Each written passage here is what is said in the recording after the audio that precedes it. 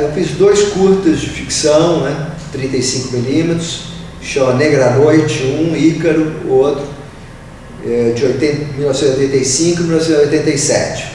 Fiz um documentário que é ficção também, misturado, mas eu não uso aquele nome horrível, docudrama, que eu acho terror, que é eu e o Pedro Farkas que fizemos, que é sobre a invasão do cinema americano no território brasileiro. Chama Tem Coca-Cola no Vatapá, né? Que é um filme que eu acho que vocês já viram, porque cineclubistas passam bastante, né? E esse filme é de 1977.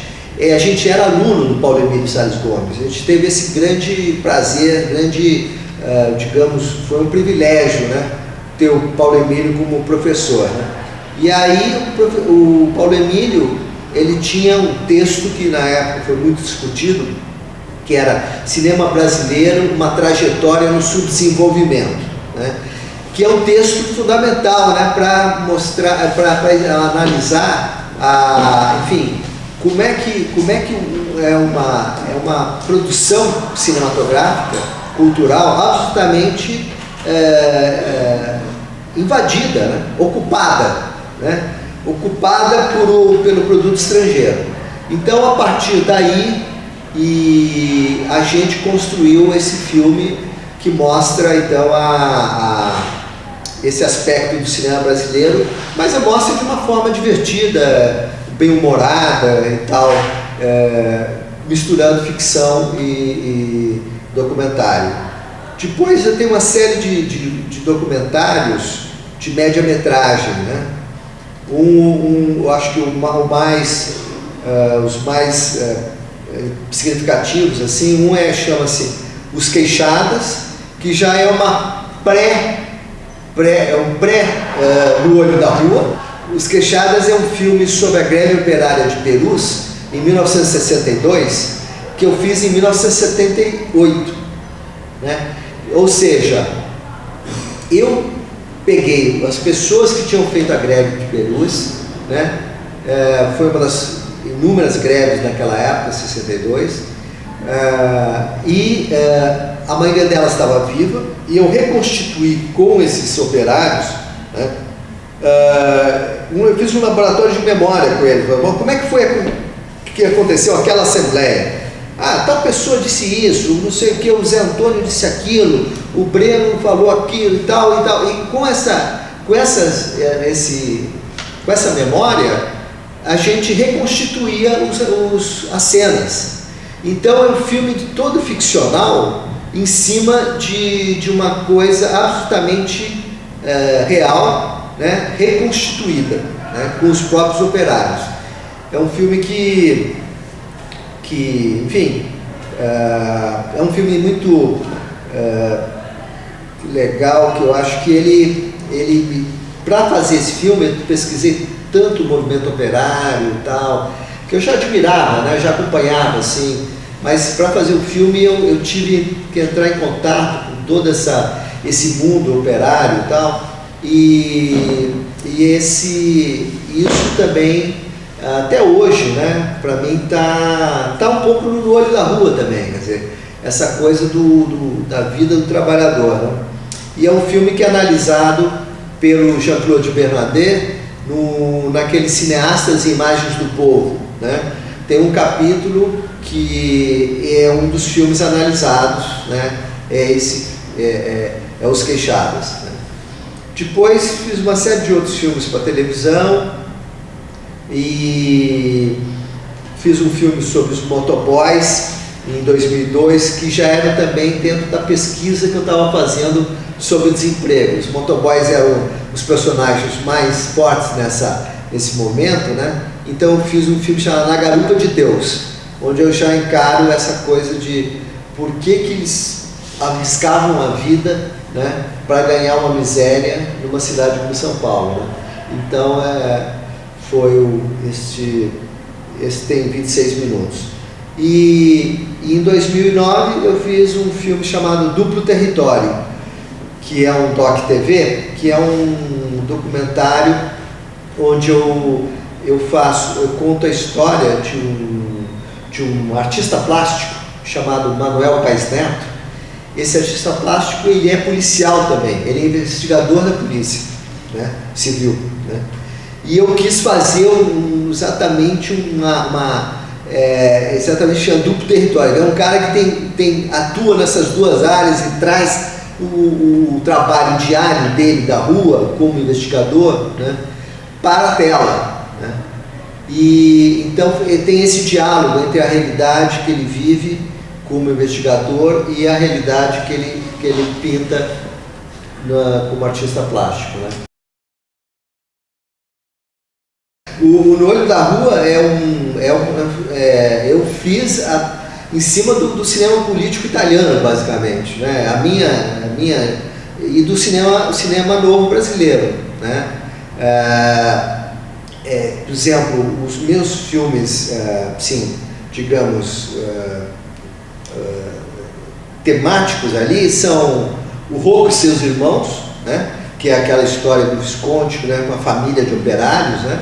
O Ladrões de Bicicleta, sem dúvida, né? Que é exatamente o tema do desemprego logo depois da guerra, né?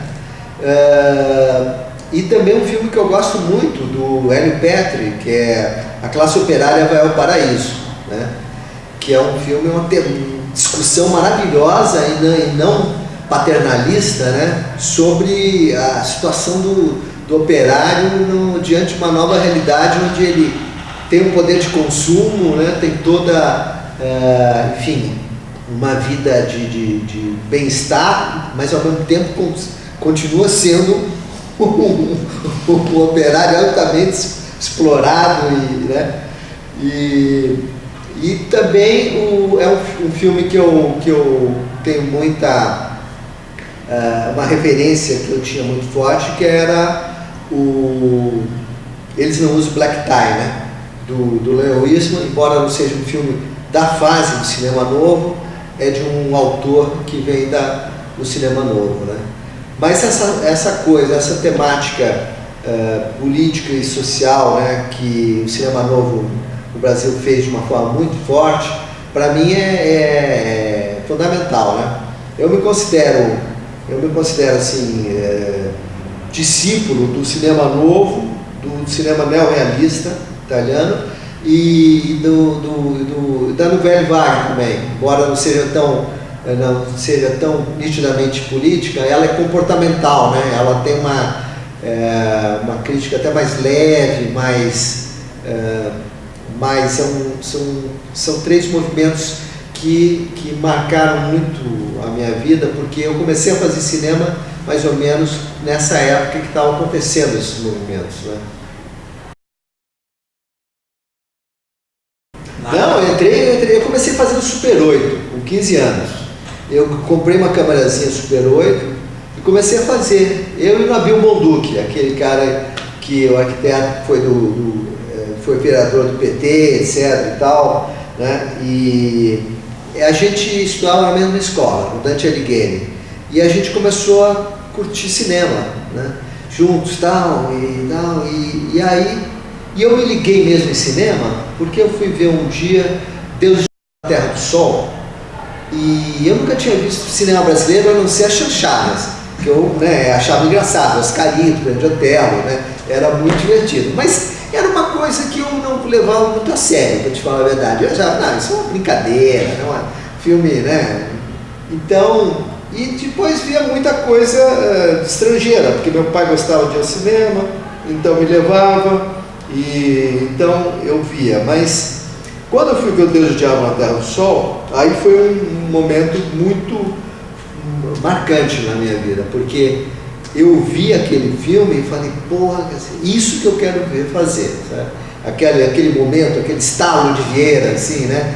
Então foi estalo de Glauber Rocha, né? Quer dizer, com toda a distância que existe entre eu e ele, mas foi aquela coisa de eu ver um filme, eu falei, primeiro porque parecia tudo um filme que eu podia fazer, sabe? Ou seja, era um filme todo feito em branco e preto, com câmera na mão, você via que os recursos eram parquíssimos, mas você via grandes atuações, né? Você tem Otton Bastos, Leonardo Magalhães, Maurício do Vale, Lírio Ferreira é o cineasta, o Lírio, aquele que faz o padre, né?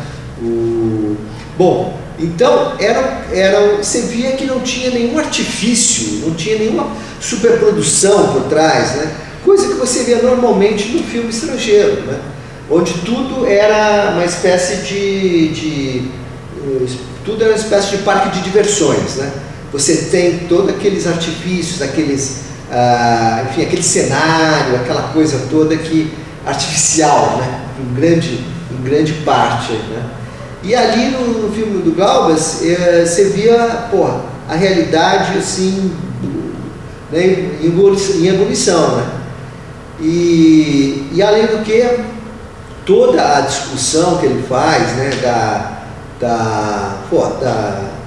da miséria no Nordeste, da luta contra o patrão ali, o fazendeiro, a luta daquele cara diante de duas opções, ou seguir o cangaceiro, ou seguir o misticismo e tal, né? Tudo aquilo me deixou absolutamente transtornado mesmo, e eu imediatamente comprei uma câmerazinha Super 8, que era a mais barata que tinha, chamava Kodak Ektachrome, tinha o nome do filme até, e comecei a filmar, etc. E aí, quando eu cheguei aos 18 anos, eu falei, não, eu vou fazer cinema. Eu fiz vários Super 8s, inclusive, alguns eu tenho até hoje, né? E aí, então, foi pagar o preço, né, de fazer cinema, porque você paga o preço mesmo, né? É uma coisa muito difícil, desgastante, é uma coisa muito que você muitas vezes você fala, será que vale a pena? Será que não, sabe? Será que eu acho que eu vou partir para outra? Sabe? Tinha horas que você se desespera. O meu trabalho hoje, eu já tive épocas, durante a época do Collor, eu fui obrigado a sair do cinema. Fui trabalhar no comércio, porque em 90 ficou completamente sem a menor expectativa, né? E então eu fui trabalhar no comércio com meu pai, depois aí voltei para meu pai, morava em Porto Alegre, aí ele resolveu fechar a loja, eu voltei para São Paulo, fui trabalhar fui vender carro, olha só, vendi carro durante 1 ano e meio, assim, né? Porque eram 92 ainda, não tinha a menor condição, mas o cinema começa a voltar em 95, 96, né? E aí depois eu fui conseguir um trabalho na Secretaria de Cultura da Prefeitura de Santo André, né? E ali então eu trabalhava com o cinema mesmo, cuidava da mostra de vídeo de Santo André. A gente criou, eu dentro de um grupo, né? Um grupo de pessoas criou a Escola Livre de Cinema e Vídeo de Santo André em 2001, né? Na época do Celso Daniel ainda. Então eu fui coordenador de escola até 2004, né? Um deles, né? Éramos 3 coordenadores. E a partir daí, então, quer dizer, de 87, que é o meu filme Ícaro, um curta-metragem de ficção, até 2002, quando eu fiz Uma Garupa de Deus, com o prêmio Rubens Itaú Cultural, esses 15 anos eu não filmei um fotograma, mas tem momentos realmente que você se pergunta se vale a pena, né? Porque é muito difícil, né?